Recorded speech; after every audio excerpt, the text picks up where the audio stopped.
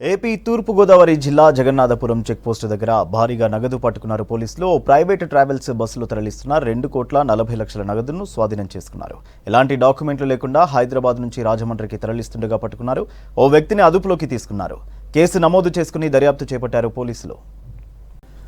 AP తూర్పు గోదావరి జిల్లా Jagannathapuram checkpost దగ్గర భారీగా నగదు పట్టుకున్నారు పోలీసులు. ఓ ప్రైవేటు ట్రావెల్స్ బస్సులో తరలిస్తున్న 2,40,00,000 నగదును స్వాధీనం చేసుకున్నారు. ఎలాంటి డాక్యుమెంట్లు లేకుండా హైదరాబాద్ నుంచి రాజమండ్రికి తరలిస్తుండగా పట్టుకున్నారు. ఓ వ్యక్తిని అదుపులోకి తీసుకున్నారు.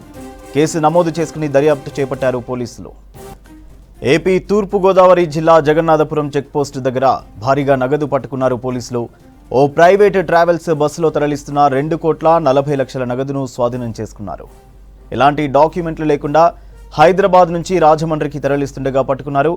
ఓ వ్యక్తిని అదుపులోకి తీసుకున్నారు. కేసు నమోదు చేసుకుని దర్యాప్తు చేపట్టారు పోలీసులు.